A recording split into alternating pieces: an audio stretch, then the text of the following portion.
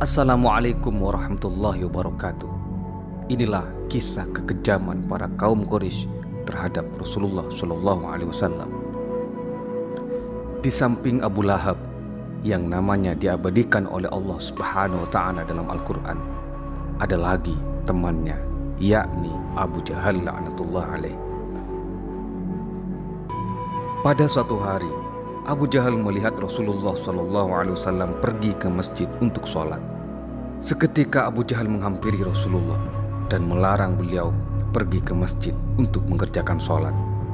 Rasulullah Shallallahu Alaihi Wasallam marah kepadanya. Tapi apa yang dilakukan oleh Abu Jahal? Ketika Rasulullah marah, lalu dia berkata seraya mengancam Rasulullah, "Muhammad, apakah kamu marah dan berani kepadaku? Apa kamu berani mengancam aku? Kamu tahu tidak? Aku ini adalah orang yang kaya, berharta, berkedudukan, dan mempunyai banyak kawan, banyak sahabat. Kamu berani kepadaku? Hah? Kamu berani?" Demikianlah Abu Jahal dengan sombongnya mengancam Rasulullah Shallallahu Alaihi Wasallam, dan Rasulullah hanya diam, tidak memberikan tanggapan dan jawaban apapun sedikit pun. Seketika itu pula Allah Subhanahu Wa Taala menurunkan wahyu kepada Rasulullah, tepatnya surat Al-Alaq ayat 6 sampai ayat 14.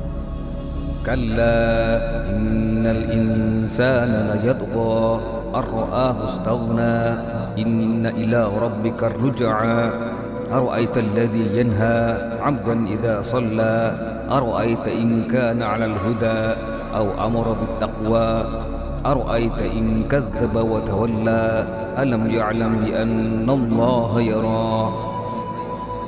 Ketahuilah, sesungguhnya manusia benar-benar melampaui batas karena dia melihat dirinya serba berkecukupan. Sesungguhnya hanya kepada Tuhanmu lah kau kembali.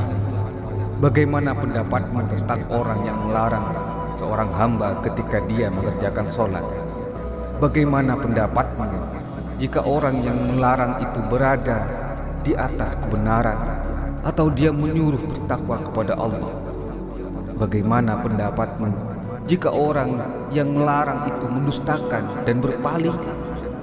Tidakkah dia mengetahui bahwa sesungguhnya Allah melihat segala perbuatannya? Surat Al-Alaq ayat 6 hingga ayat 14. Selanjutnya Abu Jahal merasa belum puas atas perbuatan menganiaya Rasulullah. Maka pada suatu hari dia mengajak kaum Quraisy seraya berkata, "Hai para kaum Quraisy, sungguh aku tahu Muhammad itu selalu mencaci maki agamamu, membodoh-bodohkan para cendekiawanmu, menyesat-nyesatkan orang-orang tuamu, merendahkan sembahanmu yang telah lama dimuliakan oleh nenek moyangmu, memecahkan persatuan kamu, memutuskan persaudaraan kamu, dan pendek kata, hal-hal yang demikian itu kamu sekalian mengetahui kan? Maka dari itu, aku hari ini bersumpah di hadapan kamu, demi Allah dan demi Lata dan Uzza, sesungguhnya aku besok pagi hendak mengambil sebuah batu yang besar dari gunung yang aku tidak kuat mengangkatnya sendiri, tetapi aku hendak mengangkatnya sendiri dan akan kubawa ke masjid. Nanti apabila Muhammad bersembahyang di masjid, ketika dia sedang bersujud, batu itu kujatuhkan ke atas kepalanya, biar pecah sekalian, biar hancur otak benaknya, dan biar mampus dia.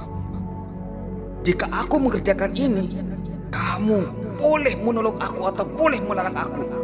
Tapi setelah itu, apapun yang kamu perbuat atas diriku, silakan, tidak masalah. Terserah kalian. Yang penting, aku sudah bisa membunuh Muhammad." Keesokan harinya, Abu Jahal benar-benar mengambil sebuah batu besar dari atas gunung dengan sekuat tenaganya dan terus dibawanya ke masjid. Sesampainya di masjid, dia duduk sambil menunggu kedatangan Rasulullah Shallallahu Alaihi Wasallam.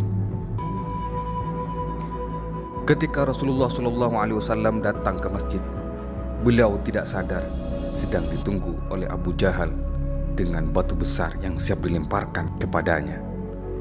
Sebab itu, beliau tetap melakukan sholat di dekat Ka'bah, yakni di Maqam Ibrahim. Pada waktu itu, para kawan Abu Jahal hanya diam saja seraya menanti-nanti apa yang akan diperbuat oleh Abu Jahal terhadap diri Rasulullah.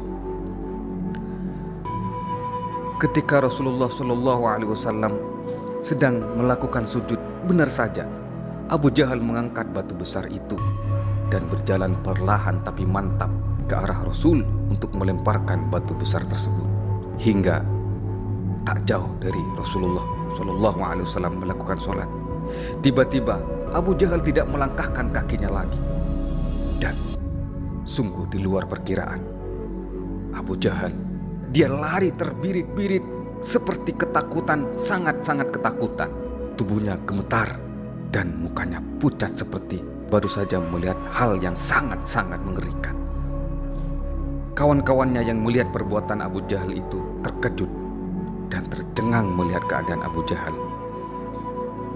Padahal dia sebelumnya telah bersumpah dengan sombong dan dengan pongahnya untuk membunuh Rasulullah, melemparkan batu itu kepada kepala Rasulullah SAW. Di antara sahabat-sahabat Abu Jahal itu lari juga menghampiri Abu Jahal. "Wahai Abu Hakam," demikian mereka menyebut Abu Jahal, "mengapa engkau lari? Mengapa? Mengapa kamu seperti ketakutan sebegitu rupa?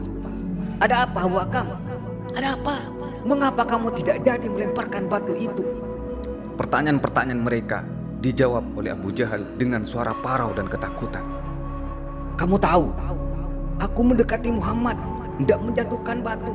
Ketika itu, aku terkejut dan sangat terkejut." "Loh, kenapa kok kamu terkejut?" "Kalian tahu, tiba-tiba di depanku itu, aku melihat seekor unta yang sangat besar, warnanya putih, membuka mulutnya seakan-akan mau menelan kepalaku. Padahal selama hidupku, aku belum pernah melihat unta yang sebesar itu. Unta itu sangat mengerikan. Sebab itu, aku lari dengan perasaan sangat takut. Kalau unta itu betul-betul membunuhku." Setelah mendengar jawaban Abu Jahal tersebut, sebagian sahabat Abu Jahal heran, sebagian kurang atau tidak percaya. Bahkan sebagian ada juga yang kasihan kepada Abu Jahal dan ada yang mengejek Abu Jahal. Dalam kegaduhan tersebut, Rasulullah SAW masih mengerjakan sholat. Setelah Rasulullah selesai melaksanakan sholat, barulah turun wahyu kepada beliau.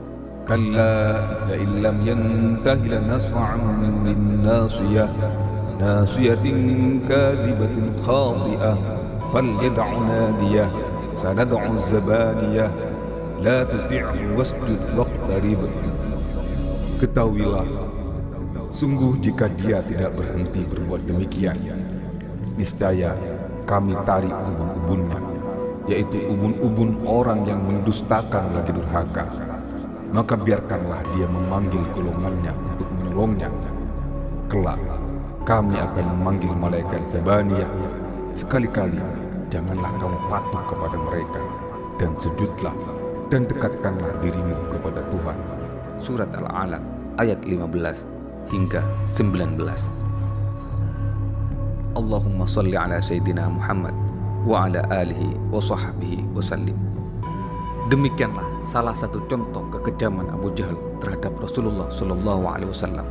Bukan hanya sekedar mencaci maki, akan tetapi hingga ingin membunuh langsung Rasulullah ketika Rasulullah melakukan sholat. Semoga kisah ini bermanfaat. Semoga kisah ini menjadi ibarah atau teladan bagi kita. Allahumma salli ala Sayyidina Muhammad wa ala alihi wa sahbihi wa sallim. Wassalamualaikum warahmatullahi wabarakatuh. Sampai jumpa di kisah-kisah Rasulullah lainnya.